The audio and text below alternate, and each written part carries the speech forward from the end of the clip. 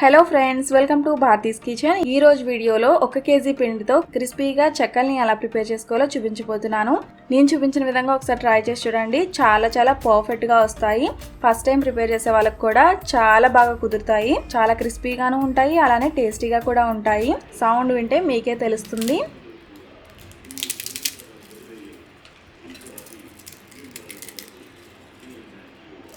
So చూసారు కదా, ఇలా క్రిస్పీగా ఉండే చెక్కల్ని ఎలా ప్రిపేర్ చేసుకోవాలో ఇప్పుడు చూపిస్తాను. లేట్ చేయకుండా రెసిపీని స్టార్ట్ చేసేద్దాము. ఫస్ట్ ఈ రెసిపీ కోసం 1 కేజీ వరిపిండిని తీసుకోవాలి. ఇక్కడ నేను కొన్న వరిపిండిని కాకుండా కంట్రోల్ బియ్యం ఉంటాయి కదా, కంట్రోల్ బియ్యం లేదంటే రేషన్ బియ్యం అంటారు, ఆ బియ్యాన్ని మెత్తగా మరపట్టించుకోవాల్సి ఉంటుందండి. మరపట్టించుకున్న తర్వాత వరిపిండిని జల్లించుకొని తీసుకోవాల్సి ఉంటుంది. నేను ఇక్కడ ఆల్రెడీ వరిపిండిని జల్లించి తీసుకున్నానండి. నెక్స్ట్ ఇందులోనే రుచికి సరిపడా సాల్ట్ కూడా వేసుకోవాలి. నెక్స్ట్ ఇందులోనే 3 ఇంచుల అల్లం ముక్కని 15 వరకు పచ్చిమిర్చిని గ్రైండ్ చేసి తీసుకోవాలి. పచ్చిమిర్చిలో కారం ఎక్కువ ఉంటే కొంచెం తక్కువ కూడా వేసుకోవచ్చు అండి. ఇలా అల్లం పచ్చిమిర్చి పేస్ట్ కాకుండా మీరు డైరెక్ట్ గా కారాన్ని కూడా యూజ్ చేసుకోవచ్చు. నెక్స్ట్ ఇందులో పెసరపప్పుని 1/2 కప్పు వరకు తీసుకుని 2 గంటల పాటు నానబెట్టి తీసుకోవాలి. నానబెట్టడానికి టైం లేదు అనుకుంటే అరగంట సేపు వేడి నీటిలో నానబెట్టి కూడా తీసుకోవచ్చు. పెసరపప్పు ప్లేస్ లో మీరు పచ్చిశనగపప్పును కూడా తీసుకోవచ్చు. నెక్స్ట్ ఇందులోనే సగ్గుబియ్యాన్ని వేసుకోవాలి. అరకప్పు వరకు సగ్గుబియ్యాన్ని తీసుకుని 1 గంట పాటు నానబెట్టుకుని తీసుకోవాలి. సగ్గుబియ్యం కంప్లీట్ గా ఆప్షనల్ అండి. మీకు కావాలి అంటేనే వేసుకోవచ్చు, లేదంటే స్కిప్ చేసేయచ్చు. సగ్గుబియ్యానికి బదులుగా మీరు కావాలి అంటే నువ్వులు కూడా వేసుకోవచ్చు. ఏది వేసుకున్నా పర్వాలేదండి. నెక్స్ట్ ఇందులోనే బాగా సన్నగా తరిగిన కరివేపాకును కూడా వేసుకోవాలి. ఇంకా మీకు కావాలి అంటే కొత్తిమీరను కూడా వేసుకోవచ్చు. సో ఇంగ్రీడియంట్స్ అన్ని ఇలా వేసుకున్న తర్వాత బాగా మిక్స్ చేసుకోవాలి. నెక్స్ట్ ఇందులోనే బాగా వేడి చేసిన ఆయిల్ని 80 గ్రాముల వరకు వేసుకోవాలి. అంటే 1/2 కప్ కన్నా కొంచెం తక్కువగా నూనెను తీసుకుని వేసుకోవాలి. ఆయిల్ బాగా వేడిగా ఉంటుంది కాబట్టి గరిటెతో బాగా మిక్స్ చేసుకున్న తర్వాత నెక్స్ట్ ఇందులో వాటర్ని కూడా వేసుకోవాలి.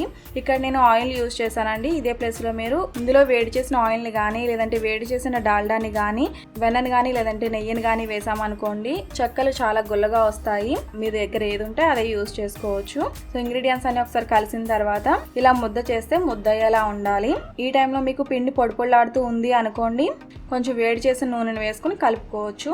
నెక్స్ట్ ఇందులోనే వేడి చేసిన వాటర్ని కొద్దిగా వేసుకుంటూ ఉండాలి.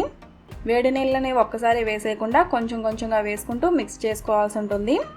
ఇది ఎప్పటి వరకు కలుపుకోవాలి అంటే పిండి ముద్ద మరీ గట్టిగాను ఉండకూడదు, అలానే మరీ లూజ్గా కూడా ఉండకూడదండి. సెమీ సాఫ్ట్గా ఉండాలి.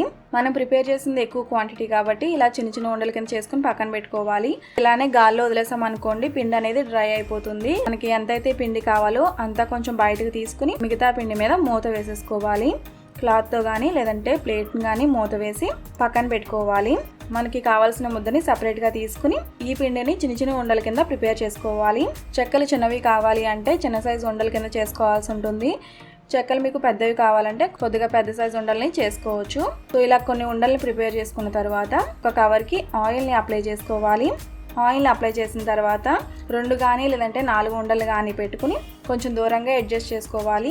నెక్స్ట్ కవర్తో క్లోజ్ చేసుకుని ఏదైనా బౌల్తో కానీ లేదంటే గిన్నెతో కానీ ఇలా ఒత్తుకోవాల్సి ఉంటుంది.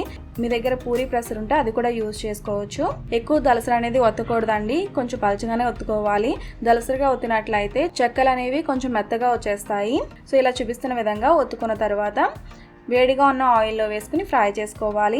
ఆయిల్ బాగా వేడిగా ఉండగా ఈ చెక్కల్ని వేసుకోవాల్సి ఉంటుందండి. ఈ చెక్కల్ని కొంచెం దూరంగానే వేసుకోవాలి. చెక్కలు వేసుకున్న తర్వాత మీడియం ఫ్లేమ్లోకి స్టవ్ని అడ్జస్ట్ చేసుకుని ఫ్రై చేసుకోవాల్సి ఉంటుంది. ఈ చెక్కలు ఫ్రై చేసినప్పుడు హై ఫ్లేమ్లో ఫ్రై చేసినా లేదంటే మరీ లో ఫ్లేమ్లో ఫ్రై చేసినా చెక్కలు అనేవి మెత్తగా వచ్చేస్తాయి. సో ఆయిల్ వేడైన తర్వాత చెక్కల్ని వేసుకుని మీడియం ఫ్లేమ్లో ఫ్రై చేసుకున్నట్లయితే చెక్కలు కరకరలాడుతూ బాగా వస్తాయి. సో చెక్కల్ని ఖాళీగానే వేసుకోండి. ఒకదానిపైన ఒకటి వేసేస్తే అతుక్కునే ఛాన్సెస్ ఉంటాయి. వీటిని లైట్ గోల్డెన్ కలర్ వచ్చేంత వరకు ఫ్రై చేసుకోవాల్సి ఉంటుంది. ఈ కలర్ వచ్చిన తర్వాత తీసి పక్కన పెట్టేసుకోవాలి. సో ఇలానే అన్నిటినీ కూడా ఫ్రై చేసుకోవాల్సి ఉంటుంది. సో చూసారు కదా, ఇలా చాలా సింపుల్గా నేను చెప్పిన విధంగా ఈ చెక్కలు ప్రిపేర్ చేసి చూడండి.